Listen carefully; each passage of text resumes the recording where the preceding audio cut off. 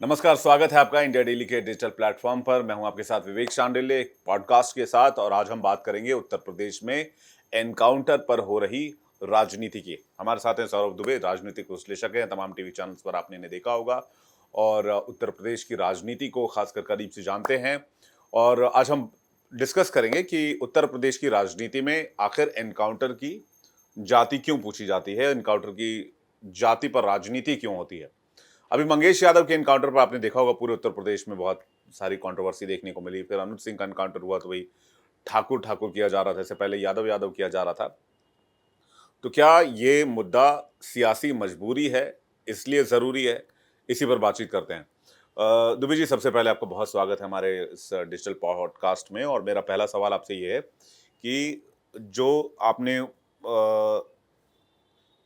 मुलायम सिंह यादव का रिजीम देखा, उनकी सरकार का कार्यकाल, फिर उसके बाद बहन कुमारी मायावती की सरकार का कार्यकाल, फिर मुलायम सिंह यादव, फिर उसके बाद उन्होंने सत्ता हस्तांतरित की अपने बेटे अखिलेश यादव जी के हाथों में, और उसके बाद योगी जी 2017 के बाद से कितना फर्क आपने देखा? पहले क्या होता था और अब के दौर में क्या हो रहा है? देखिए, भारत की राजनीति में जो उत्तर प्रदेश है, उत्तर प्रदेश ने हमेशा से महत्वपूर्ण भूमिका निभाई है। देखिए, जो देश के पहले प्रधानमंत्री थे, नेहरू जी का जब जिक्र होता है तो भी उत्तर प्रदेश का जिक्र होता है। और जब प्रधानमंत्री नरेंद्र मोदी जी, जो आज देश के प्रधानमंत्री हैं, उनका जब हम जिक्र करते हैं तो भी उत्तर प्रदेश का जिक्र होता है। बीच में अटल बिहारी वाजपेयी थे, जो पूरे देश के लिए बहुत ही प्रबुद्ध कल्याण सिंह जी भी थे, तो उत्तर प्रदेश की राजनीति में। लेकिन देश के अंदर जो बहुत चर्चित नाम रहे हैं, उनका जो है जिक्र करते हैं तो उत्तर प्रदेश का नाम आता है, एक बात। दूसरी बात, देखिए, जिस प्रकार से आप कह रहे हैं अपराध को लेकर के और राजनीति को लेकर के, अगर उत्तर प्रदेश का हम परिप्रेक्ष्य पूरे उसमें देखते हैं तो कहीं ना कहीं उत्तर प्रदेश जो है वो बहुत ही, अगर आप उसका इतिहास उठा करके देखेंगे अपराध को लेकर के, तो ये जो राजनीतिक पार्टियां हैं, इनका इतिहास आपको बड़ा भयानक दिखेगा। भयानक मैं इसलिए कह रहा हूँ क्योंकि उत्तर प्रदेश के अंदर पूर्वांचल एक जगह ऐसी है। पूर्वांचल जब कहते हैं हम तो उसमें मिर्जापुर, भदोही, जौनपुर, बनारस, गाजीपुर, ये आसपास के तमाम क्षेत्र आते हैं। और इन तमाम क्षेत्रों में जो माफिया राज, वो माफिया राज आप समझ लीजिए कि किसी एक व्यक्ति का नहीं।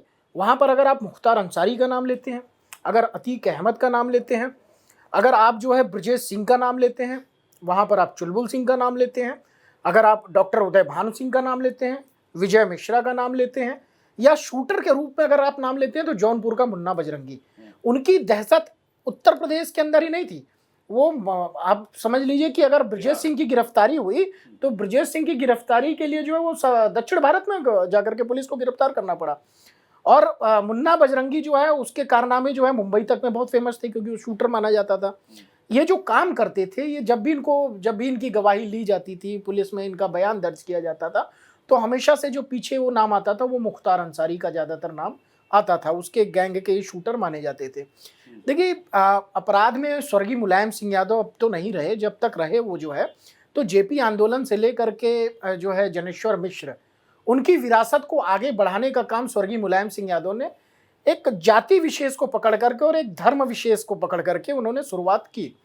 और भारतीय जनता पार्टी के ऊपर भी हमेशा से बातचीत होती रही है कि भगवान राम का नाम लेकर के वो उत्तर प्रदेश की राजनीति में आए भी और सफल भी हुए।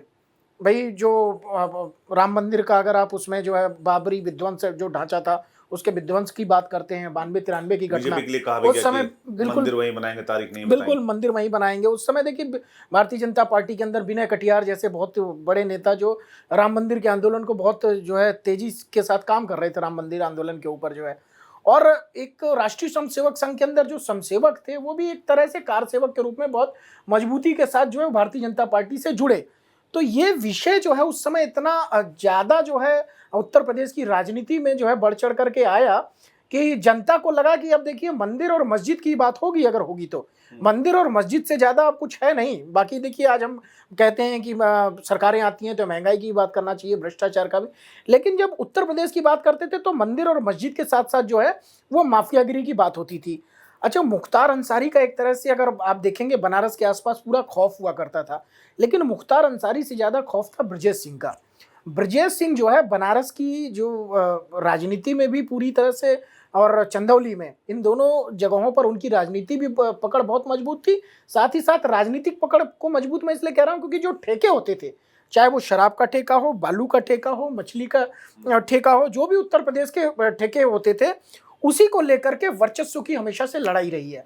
मुख्तार अंसारी 1988 में जो है वो पहली बार जब उनका नाम आया, तब उनका नाम ही किसी की जो है हत्या करके ही नाम आया उनका। एक वहाँ के लोकल जो है बॉडी के चुनाव थे, उसमें वो जीत करके एक राय थे जो है वो नेता आए हुए थे, 1988 की बता रहा हूँ। उसमें उनका मर्डर हो गया। उस समय जब पुलिस ने पूछताछ की, जब नाम आया तो ये नाम निकल कर गया मुख्तार अंसारी। और उसके बाद जो है जब मुख्तार अंसारी ने जो है बाद में उसकी गिरफ्तारी होती है चंदौली से, देखिए। और चंदौली में गिरफ्तारी में मजे की बात देखिए कि गिरफ्तार करके पुलिस वाले ले जा रहे हैं तो उसने 2 पुलिस वालों को शूट कर दिया वहीं पे जब वो गिरफ्तार होकर के, और वहां से फरार हो गया। उसके बाद जब इस कुख्यात माफिया का जन्म हुआ जो है, तो एक तरह से फिर वहाँ जो पूर्वांचल की राजनीतिक विरासत कह लीजिए या आपराधिक विरासत जो है, वो जो ब्रजेश सिंह और अतीक अहमद के पास वहाँ होती थी, वो कहीं ना कहीं मुख्तार अंसारी के पास आने लगी। संरक्षित कब किया गया और कैसे किया गया और क्यों किया गया? देखिए, जब इस तरह से जब राजनीति में आने से पहले जब कोई व्यक्ति अपना वर्चस्व किसी क्षेत्र में बना लेता है, अगर मऊ, गाजीपुर, इधर के आसपास के क्षेत्रों में मुख्तार अंसारी का वर्चस्व देखते हैं, ब्रजेश सिंह का बनारस और चंदौली में वर्चस्व देखते हैं, अतीक अहमद का प्रयागराज, भदोही, हंडिया उधर के क्षेत्रों में देखते हैं, तो ये लोग अपने यहाँ के बहुत ही बाहुबली नेता के रूप में जो है जाने जाने लगे। फिर जो अगर इसकी मुख्तार अंसारी की आप बात करें तो मुख्तार अंसारी का जन्म जो है वो समाजवादी पार्टी से पहले जो है बसपा से हुआ।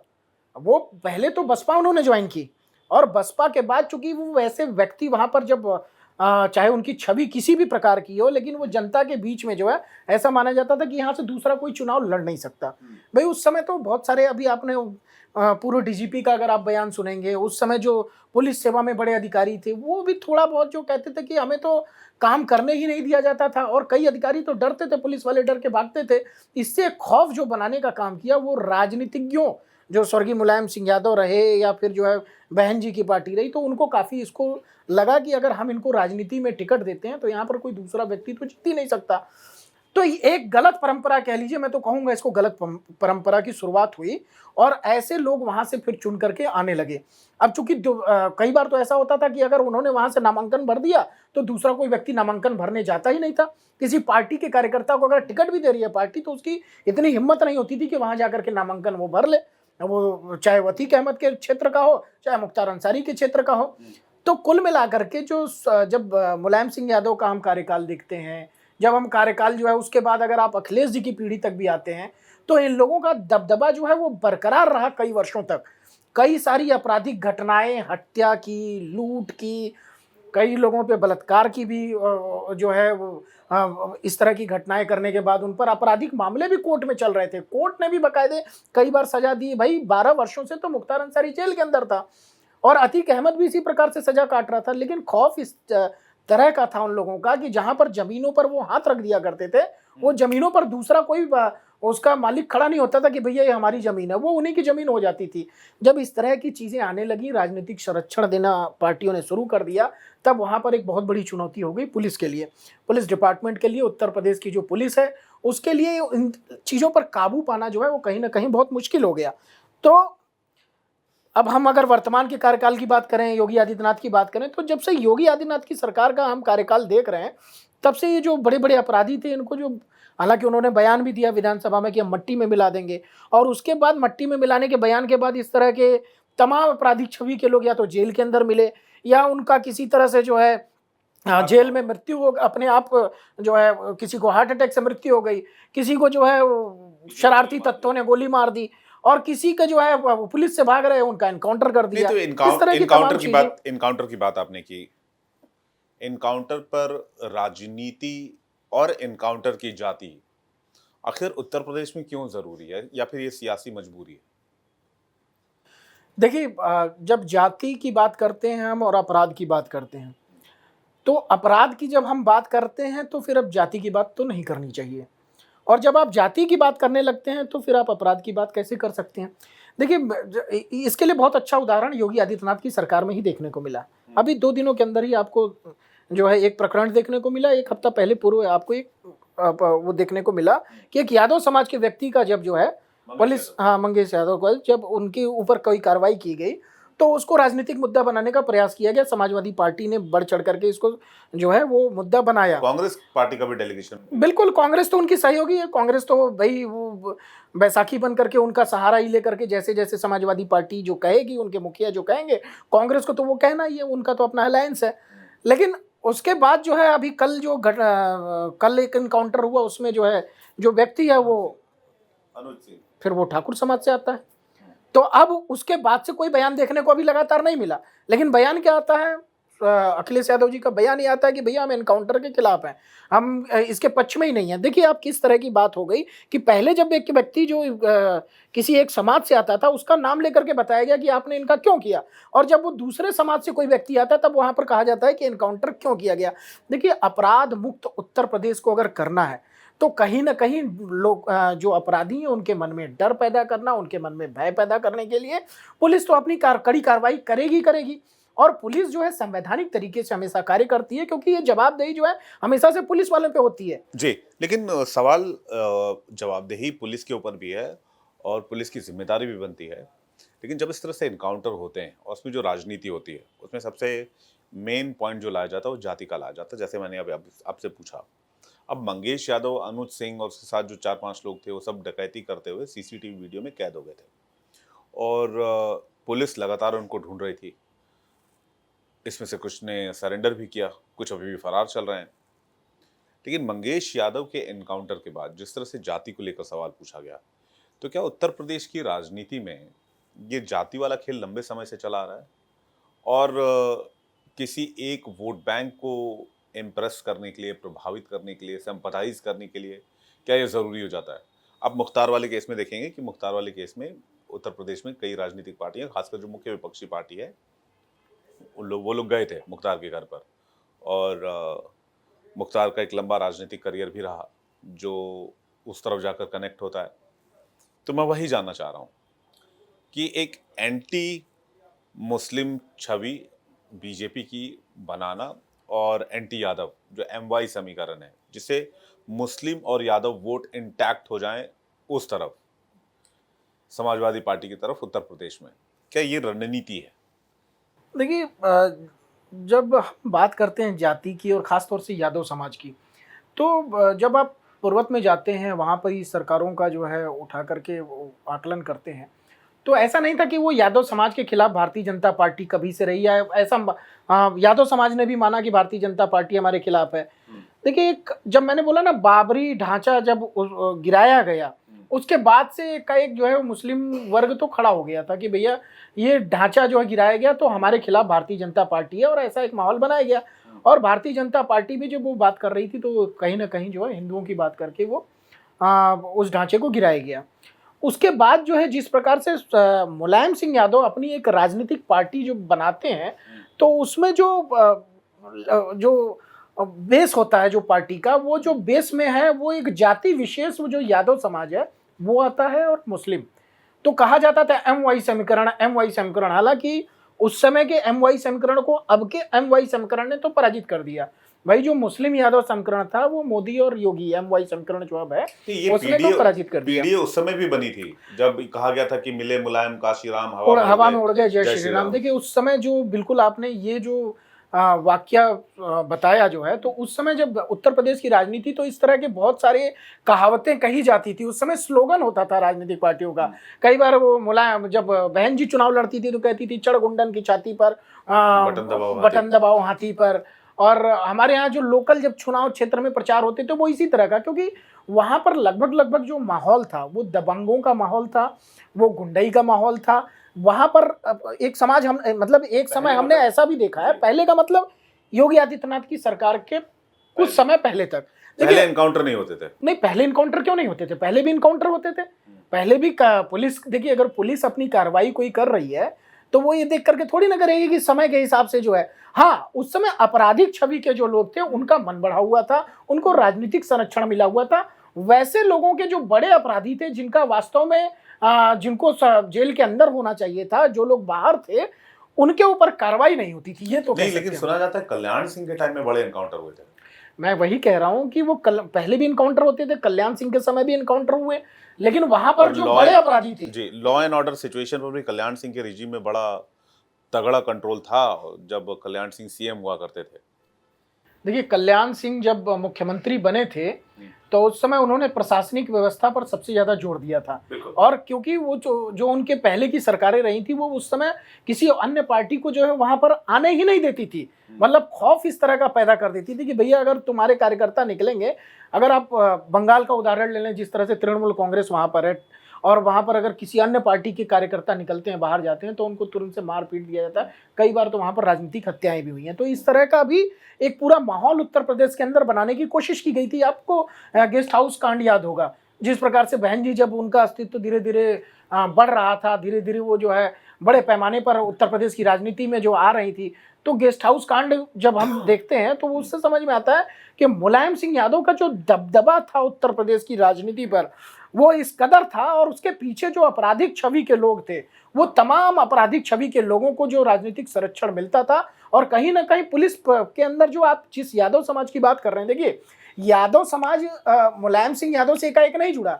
जब उन्होंने जोड़ा और मुलायम सिंह यादव की सरकार ने जो यादव समाज है उनको जो है वरीयता देते हुए तमाम नौकरियों की जो पोस्ट नौकरी निकल रही थी या अन्य विभागों में, वो तुरंत से यादव समाज के लोगों को वहां पर स्थापित करने का प्रयास किया, चाहे पुलिस का विभाग हो। भाई मैं कह रहा हूं, आप 15 साल पहले का इतिहास यानी इनको फार्मूला पता चल गया था कि यही दो जातियां हैं जिनकी बदौलत आप सत्ता पे आ सकते हैं। बिल्कुल, वो सीओ से लेकर के, मतलब ऊपर की सत्ता से लेकर के नीचे जो अगर क्षेत्र में आप जाएं तो क्षेत्राधिकारी, सीओ जो कहते हैं, सीओ से लेकर के एसएचओ से लेकर के एक सिपाही तक जो है, वो उसमें अपना व्यक्ति डालने की कोशिश करते थे। तो मुख्य रूप से यादव समाज इलेक्शन में भी फायदा पहुंचाते रहे होंगे। निश्चित रूप से। देखिए, जो प्रशासन आपका है, तो प्रशासन के माध्यम से जो है, जब आप इलेक्शन होता है तो फिर वो आपको मदद तो थोड़ी बहुत मिलती है। और तब तो ईवीएम की शुरुआत भी नहीं हुई थी। भाई ईवीएम की शुरुआत नहीं थी, बूथ कैप्चरिंग का जमाना था, बूथ कैप्चरिंग होती थी। मुलायम सिंह यादव की सरकार में जो है नकल माफिया बहुत ज्यादा पनपे। मुलायम सिंह यादव की सरकार में जो है ये जो ठेकेदारी वाली चीजें होती थी, ये सारे जो है आपराधिक, बड़े आपराधिक छवि के लोग थे, माफिया टाइप के लोग थे, इन्हीं के हाथों में रहता था। देखिए, जौनपुर का एक धनंजय सिंह, आप नाम जानते होंगे धनंजय सिंह के बारे में। धनंजय सिंह भी एक बहुत बड़ा आपराधिक छवि का व्यक्ति था। और वो तमाम तरह से ऐसे लोग क्या करते हैं कि राजनीतिक पार्टियां बदलते रहते हैं, कभी इधर कभी उधर।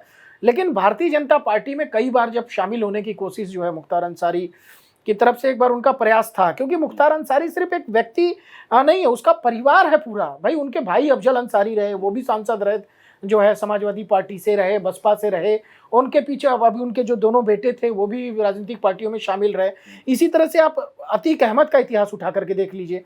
अतीक अहमद का जब इतिहास है, तो अतीक अहमद का इतिहास भी आपराधिक छवि से पूरा घिरा हुआ माना जाता है। और अतीक अहमद को तो इस कदर से छूट दी गई थी कि भैया तुम सिर्फ को जमीन जो है जितनी अतिक्रमण कर सकते हो उतनी जमीन अतिक्रमण कर लो।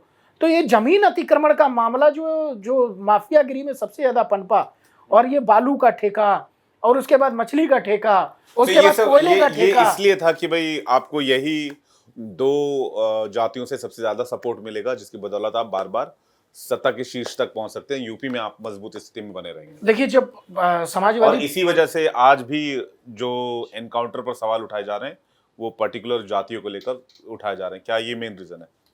देखिए, एक जो आपने कहा ना कि पीडीए समाज की बात पहले भी होती थी, पीडीए समाज की बात नहीं थी। देखिए, चूंकि जब समाजवादी पार्टी के जो मुलायम सिंह यादव थे, वो उनकी जाति विशेष के लोगों को उन्होंने आगे बढ़ाने की कोशिश की।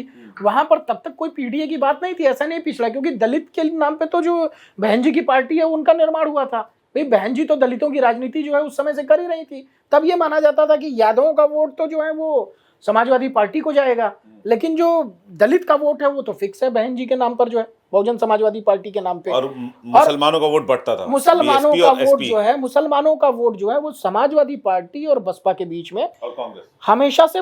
देखिए, कांग्रेस जब कांग्रेस अपने समय थी, जब ये दोनों क्षेत्रीय पार्टियां उतनी मजबूत नहीं थी, तब तक तो कांग्रेस को गया।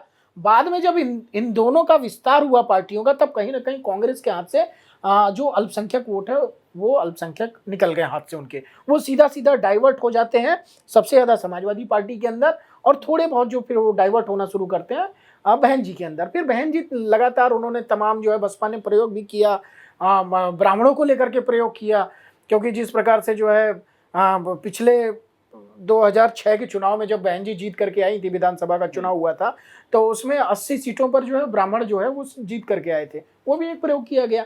साथ ही साथ जब अल्पसंख्यक समाज को उन्होंने जो है मुस्लिम को काफ़ी बड़ी मात्रा में वहाँ पर टिकट भी दिया, पार्टी के अंदर चुनाव के अंदर टिकट भी दिया, और साथ ही साथ मंत्री के रूप में जो है वो कई लोगों को बनाया उन्होंने। तो मुस्लिम वोटर जो है वो धीरे धीरे डाइवर्ट हुआ बसपा की तरफ। अच्छा, बसपा, जबकि भारतीय जनता पार्टी के साथ उनका गठबंधन रहा, जब मायावती जी लगभग 4 बार मुख्यमंत्री रही उत्तर प्रदेश से, और 2 बार जो है जो गठबंधन रही भाजपा के सरकार की जो है, उनके साथ ही वो मुख्यमंत्री बनी। तो समाजवादी पार्टी के पास जो मुस्लिम वोटर था वो इसलिए जो है बहन जी की तरफ से थोड़ा सा दूरी बना करके हमेशा से रखता था। और कहीं ना कहीं चाहे मुख्तार अंसारी हो, चाहे अतीक अहमद हो, चाहे अगर आप बिहार का बेल्ट आप वहाँ से सटा हुआ देखते हैं जो है, वहाँ भी एक शहाबुद्दीन जो है बड़ा नाम था, वो सब। तो ऐसा माना जाने लगा कि उधर की आरजेडी जो थी वो लालू यादव की पार्टी, इधर मुलायम सिंह यादव की पार्टी, ये कहीं ना कहीं मुस्लिमों की रहनुमा लोग मानने लगे ऐसा। लेकिन वास्तव में देखिए मुस्लिमों की रहनुमा तो थे नहीं, क्योंकि मुस्लिम तुष्टीकरण के लिए तो उन्होंने जरूर काम किया, लेकिन मुस्लिमों के सशक्तिकरण के लिए, चाहे मुलायम सिंह की सरकार हो, सशक्तिकरण के लिए कभी कोई ऐसा काम वहां योगी जी के आने के बाद क्या चेंज हो गया जब सीएम योगी सत्ता में आए, खासकर 2017 के बाद और स्पेशली 2022 के बाद, जब वो दोबारा प्रचंड बहुमत 303 सीटें लेकर आए? देखिए, योगी आदित्यनाथ जी के रूप में जो है, मतलब एक लोगों के विचार बन जाते हैं कि वो मुस्लिम विरोधी व्यक्ति हैं, जबकि ऐसा नहीं है। देखिए, अगर आप हिंदुत्व की बात करते हैं, हिंदू की बात करते हैं, वो एक महंत भी हैं, एक मठ से भी आते हैं। भाई गोरख पीठ जो है, गोरख जो है वो उत्तर प्रदेश के अंदर बहुत बड़ी जो है, गोरखनाथ पीठ जो है वो, उसका सम्मान बहुत ज़्यादा है। वहाँ पर काफ़ी सारे महंत पहले से रहते थे। आदित्यनाथ जी को जो है वो वहाँ पर सौंपा गया महंत के रूप में जो है उन्होंने। तो वहाँ पर ऐसा माना जाता था कि ये मुस्लिम के खिलाफ, जबकि ऐसा नहीं है। जब आप गोरखपुर के क्षेत्रों में जाएंगे तो वहाँ का मुस्लिम भी योगी आदित्यनाथ जी को उतना ही सम्मान करता है, क्योंकि वो जब सांसद रहे, विधायक रहे, तब उन्होंने कभी भेदभाव नहीं किया। ऐसा वहाँ के लोगों से आप जब पूछेंगे तो वो स्वयं आपको बता देंगे। और जब योगी आदित्यनाथ जी 2017 में जब पूर्ण बहुमत के साथ सरकार में आते हैं, तब से कोई भी एक योजना देख लीजिए, ऐसा कभी नहीं। हाँ, राजनीतिक मंचों पर जाते हैं, कुछ भाषा वो ऐसी बोलते हैं कि उनको लगता है कि समाज में जो है कि हिंदू मुस्लिम की बात हो रही है, लेकिन जब किसी योजना को देना हो, जब किसी सरकारी योजना को लागू करना हो, उसमें किसी तरह का कोई फर्क नहीं है। मैं ये जानना चाह रहा हूँ कि योगी जब 2017 में आए तो उनके सामने सबसे बड़ा चैलेंज लॉ एंड ऑर्डर का था, और यूपी में कहा भी जाता था 1 डिस्ट्रिक्ट 1 माफिया। मेरठ कार कटने के लिए सबसे बड़ा मार्केट, जिसको योगी आदित्यनाथ ने आने के बाद बंद करवाया, वरना दिल्ली से कार उठते थे और मेरठ में कट जाया करते थे। नोएडा गाजियाबाद का आलम ये था कि यहाँ छिनतई और किडनैपिंग के मामले लगातार सुनने को आते थे। इसके अलावा पूर्वांचल की कहानी आपने बता ही दी। मेरठ में सबसे ज़्यादा इनकाउंटर हुए इस पूरे योगी सरकार के रिजीम में, तो ये पश्चिमी यूपी की बात हो ही गई। इसके अलावा जो बाकी इलाके हैं वहाँ से भी छिटपुट खबरें आती ही रहती थी। तो मैं ये आपसे समझना चाह रहा था कि योगी जब सत्ता में आए 2017 के बाद से, तो चैलेंज क्या था और किस रूट पे उन्होंने काम शुरू किया जिसके बाद इतने धड़ाधड़ एनकाउंटर शुरू हुए? जानकारी तो ये भी बताती है 24,000 से ज़्यादा एनकाउंटर हो चुके हैं उत्तर प्रदेश में। देखिए, मैं तो कहूँगा कि जो अगर इस तरह की बातें जो है, एक तरह से उत्तर प्रदेश के ऊपर बदनामी वाली बातें ही हैं। भाई मेरठ में घटनाएं तो होती थी, और मेरठ के बाद जो, अगर आप इधर पश्चिमी उत्तर प्रदेश के और क्षेत्र देखें तो जिस हिसाब से किडनैप की बात कर रहे हैं, अपहरण की बात कर रहे हैं, भाई दिल्ली के अंदर तो कहते थे अगर रात को गाड़ी गायब हुई तो कहते थे ढूंढने निकले गए 2 घंटे में, तो कहते थे मेरठ में अब तक तो कट गई होगी गाड़ी, कट गई होगी। जब इधर से कोई अपहरण वो होता था तो भैया उधर जाओ, बुलंदशहर में जो है मुरादाबाद से आगे जो है रामपुर का पूरा बेल्ट है, आजम खां का उधर एरिया है। तो इस तरह की बातें जो है, अब अगर इस तरह का माहौल उत्तर प्रदेश के परिप्रेक्ष्य में बनता है तो ये उत्तर प्रदेश के लिए कभी भी गौरव की बात तो नहीं रही। पूर्वत की सरकारों को एक बात तो ये समझनी चाहिए, उनके नेताओं को भी एक बात समझनी चाहिए। अगर आज उत्तर प्रदेश के अंदर चाहे वो पश्चिमी उत्तर प्रदेश हो चाहे पूर्वी उत्तर प्रदेश हो, अगर वहां पर विकास की बात हो रही है, अगर लोग ये बात कर रहे हैं कि भैया अब मेरठ में इस तरह की अगर आप बात करते हो तो ऐसा कोई स्थान मेरठ में ऐसे लोगों के लिए नहीं है। अगर आप पश्चिमी उत्तर प्रदेश में अपराध की बात करते हो तो लोग कहते हैं नहीं भैया यहाँ तो किसान की बात करो, आप जो है खेती की बात करो, यहाँ पर जो है सड़कों की बात करो। पूर्वी उत्तर प्रदेश में भी वही हाल है, चाहे बनारस से लेकर के स्वयं प्रधानमंत्री चुन करके बनारस से आते हैं, भाई वो लगातार जो है 3री बार प्रधानमंत्री बनारस से बने हैं। उन्होंने अपनी जीती हुई सीट जो है वो गुजरात छोड़ दिया, उन्होंने चुनौती को स्वीकार किया और बनारस के लोगों ने भरपूर प्यार देकर के प्रधानमंत्री नरेंद्र मोदी को जो है वो चुन करके भेजा अपने उससे जो है। नहीं, योगी तो योगी के शासनकाल का क्या जलवा था कि वो 303 सीटों पर पहुंच गए देखिए, अपने दूसरे इलेक्शन में, योगी 2022 के इलेक्शन में। योगी जी की जो लोकप्रियता है उत्तर प्रदेश के अंदर, वो जिस प्रकार से जब अखिलेश यादव जी को सत्ता मिली, स्वर्गीय मुलायम सिंह यादव जो है अब नहीं रहे, जो उन्होंने सत्ता सौंपी इनको, और उसके बाद जो अपराध की घटनाएं बढ़ी। भाई आप ये नोएडा पूरा देख रहे हैं, यहाँ नोएडा किसी की हिम्मत नहीं होती थी कि प्रॉपर्टी खरीद ले, यहाँ मिनटों में कब्जा हो जाता था। आप जमीन खरीदिए, आप 2 दिन गायब, पता चला आपके जमीन पे कब्जा हो गया। योगी की सरकार ने जो है वो, जब योगी जी सांसद थे तब 2014 में वो सांसद चुन करके आए थे और लोकसभा में जाकर के उन्होंने इन विषयों को बहुत मजबूती के साथ उठाया। तो उत्तर प्रदेश की जनता के बीच में योगी आदित्यनाथ की लोकप्रियता हमेशा से बरकरार रही। और जब चुनाव हो रहे थे उत्तर प्रदेश के, तब वो यहाँ से एक नाम हमेशा से जनता के बीच में रहता था कि योगी आदित्यनाथ अगर मुख्यमंत्री बनते हैं तो ये प्रदेश का विकास बहुत तेजी के साथ होगा, ऐसा लोगों का जो है डिमांड भी थी। लेकिन कुछ राजनीतिक चीजें रहीं, उसके बाद योगी आदित्यनाथ मुख्यमंत्री के रूप में उत्तर प्रदेश में 2017 में वहां पर उन्होंने शपथ ली। और जैसे ही शपथ ली उसके बाद जो उन्होंने एक अपराध को लेकर के, जो ये भू माफिया होते थे, इनके ऊपर जो कार्रवाई करना शुरू किया, उससे जनता के बीच में उनकी लोकप्रियता दिन दुना रात चौगुना बढ़ती ही गई। और वो डायलॉग भी योगी जी का याद होगा आपको कि अपराधी या अपराध छोड़ दें या फिर राज्य छोड़ दें। बिल्कुल बिल्कुल। और उसी तरह की उत्तर प्रदेश को जरूरत थी। उत्तर प्रदेश की जनता जो है वो त्रस्त आ चुकी थी कि अगर उत्तर प्रदेश की जनता, भाई देखिए महिलाएं बेटियां कहीं सुरक्षित दिखती थी, रात को 7 बजता था, 6 बजता था, चाहे शहर हो उत्तर प्रदेश का, भाई दंगों का इतिहास आप देख लीजिए, चाहे मेरठ हो, मलियाना हो, इधर का पूरा चित्र देख लीजिए। योगी जी दावा करते हैं कि पिछले 7 साल में कोई दंगे, किसी तरह के बड़े दंगे नहीं हुए उत्तर प्रदेश में। नहीं, अगर हुए हैं तो आप बताइए। आप तो इतने बड़े पत्रकार हैं, वरिष्ठ पत्रकार हैं, इतने समय से जो है पत्रकारिता करते हैं, कोई एक दंगा हो तो बताइए। हाँ, लेकिन उससे ठीक पहले अगर आप 1-2 साल पहले जाते हैं तो मुजफ्फरपुर का दंगा आपको, मुजफ्फरनगर का दंगा आपको याद आ जाएगा, और सैफई का आपको जो है महोत्सव भी याद आ जाएगा उसमें। तो जब मुजफ्फरनगर जो है जल रहा था तो उस समय की सरकार क्या कर रही थी, ये प्रश्न चिन्ह बहुत बड़ा उठा। और पश्चिमी उत्तर प्रदेश के लोगों के लिए जो है ये बहुत बड़ा सवाल था कि हमारे जो है हमको जो है वो संरक्षण देने वाला कौन व्यक्ति मिलेगा। तो कहीं ना कहीं जब योगी आदित्यनाथ आए, उनकी सरकार बनती है, तो वो जो दंगा मुक्त राज्य बनाने का उन्होंने जो है संकल्प था, उसको पूरा करने का प्रयास किया। आज वास्तव में 7 साल में कोई दंगा नहीं दिखा। यही वजह थी कि 2022 में 303 मिला और मजबूत हो गया। देखिए, और मजबूत होना ही था, क्योंकि जब योगी आदित्यनाथ जी 2017 में मुख्यमंत्री, उनका नाम प्रस्तावित नहीं था, तब वो चुन करके आते हैं और रिजल्ट के बाद वो मुख्यमंत्री बनते हैं। तो जब वहां पर योगी आदित्यनाथ जी के नेतृत्व में चुनाव लड़ा गया, तब तो जनता ने उनको बोला कि भैया हमारे लिए काम कर रहे हैं, हम तो पहले से इनको चाहते थे। बढ़ चढ़ करके योगी आदित्यनाथ जी को जनता ने आशीर्वाद दिया, और उस आशीर्वाद का परिणाम ये रहा कि योगी आदित्यनाथ जी की ताकत जो है वो और बढ़ी।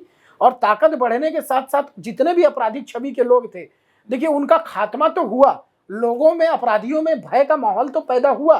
उनकी जो बुलडोजर नीति थी वो कहीं ना कहीं कामयाब तो हुई। और इसी लोकप्रियता की काट को ढूंढने के लिए अब ये जो है कास्ट बेस्ड पॉलिटिक्स की जा रही है कि भाई अपराधियों में भी धर्म ढूंढे जा रहे हैं। देखिए, क्योंकि और कोई काट तो दिखती नहीं है कि आप योगी की लोकप्रियता को ऐसे चैलेंज कर सकते हैं। या तो आप ये कहें कि संविधान खत्म हो रहा है, या ये कहें कि भाई दलितों और पीड़ितों का, शोषितों का, वंचितों का उत्पीड़न हो रहा है, या आप ये कहें कि मौजूदा सरकार जो है वो दलितों का ख्याल नहीं रख पा रही, मुसलमानों का ख्याल नहीं रख पा रही है, इसलिए इनका जानबूझ के ऐसे नामों वालों का एनकाउंटर किया जा रहा है। देखिए, जब इन जातियों की बात हम करते हैं, पीडीए की बात करते हैं, तो जो अखिलेश यादव हैं, समाजवादी पार्टी है, और बहन जी की बात करते हैं, 2 ही बड़ी पार्टियां उत्तर प्रदेश के अंदर महत्वपूर्ण स्थान रखती हैं। उनको बड़ा झटका लगा जब लोकसभा के चुनाव हुए प्रधानमंत्री नरेंद्र मोदी जी के नेतृत्व में 2014 में, और 2017 में जब चुनाव हुए, और उसके बाद 2021 का 22 का चुनाव आप देख लीजिए, जो है 21 का चुनाव वो योगी आदित्यनाथ जी के नेतृत्व में होता है। तो समाजवादी पार्टी का जो वोट बैंक था वो कहीं ना कहीं जो पिछड़ा था वो पूरी तरह से भारतीय जनता पार्टी में आ चुका है, और बहन जी का जो दलित वोट बैंक था वो भी भारतीय जनता पार्टी में पूरी तरह से आता हुआ दिख रहा था। कारण उसका ये था कि जो भारतीय जनता पार्टी ने जब राजनीति की, यहाँ पर योगी आदित्यनाथ की सरकार ने, या केंद्र में मोदी सरकार ने जो पीडीए की जो समाजवादी पार्टी बात करती है, उनको पीडीए को लाभ देने का काम, क्योंकि ये लोग सिर्फ बात करते थे और लाभ के पद को पहुंचाने का काम जो है वो चाहे प्रधानमंत्री मोदी हो चाहे योगी आदित्यनाथ की सरकार हो, वहां पर सबसे ज्यादा इन्होंने किया। भाई आप देखिए कि ओबीसी जो है उसको संवैधानिक दर्जा देने का काम प्रधानमंत्री मोदी की सरकार ने किया वहां पर केंद्र के अंदर, और योगी आदित्यनाथ की सरकार ने तमाम तरह की योजनाएं जो है वो दलितों के घर में, पिछड़ों के कामयाबी घर में पहुंचाने का कार्य किया। इस तरह की पॉलिटिक्स की कामयाबी तो दिखती है कि विपक्ष ने राइज किया है 2024 के इलेक्शन में, कांग्रेस रिवाइव कर गई है उत्तर प्रदेश में, समाजवादी पार्टी उत्तर प्रदेश की सबसे बड़ी पार्टी के तौर पर उभरी, उन दोनों का जो संगठन जो कोलिशन है वो भी मजबूत हुआ है। तो इस तरह की राजनीति रास तो आ रही है इन पार्टियों को उत्तर प्रदेश में। देखिए उत्तर प्रदेश जो है जाति की राजनीति, चाहे उत्तर प्रदेश हो चाहे बिहार हो, ये गढ़ रहा है और जाति समीकरण के आधार पर ही राजनीतिक पार्टियां यहाँ पर हमेशा से जो है वो जीतती रही हैं। चाहे बहन जी की हो, मैंने बताया ना कि वो ब्राह्मण को भी 80 सीटों के साथ वो आई थी सत्ता में दोबारा, जो है मुलायम सिंह यादव हमेशा से सत्ता में रहे तो जो है जाति समीकरण के आधार पर ही रहे, और जब भारतीय जनता पार्टी की सरकार रही तो तमाम जो ओबीसी वोटर हैं, तमाम जो पिछड़ा दलित वोटर है वो भारतीय जनता पार्टी के साथ शामिल हुआ।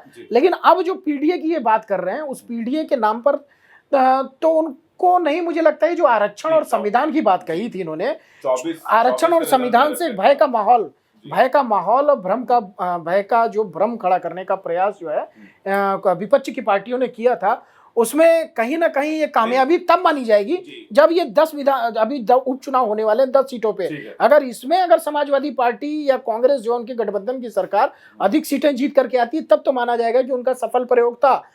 अदरवाइज ये माना जाएगा कि ये भारतीय जनता पार्टी की कुछ अपनी कमियां रही जिसकी वजह से ये सीटें जो है 2024 के नतीजों में जो रिफ्लेक्शन रहा है उसका भी एक नतीजा माना जा रहा है, इसलिए मुझे लगता है कि वहाँ की पार्टियां जो है और जोर लगा रही हैं।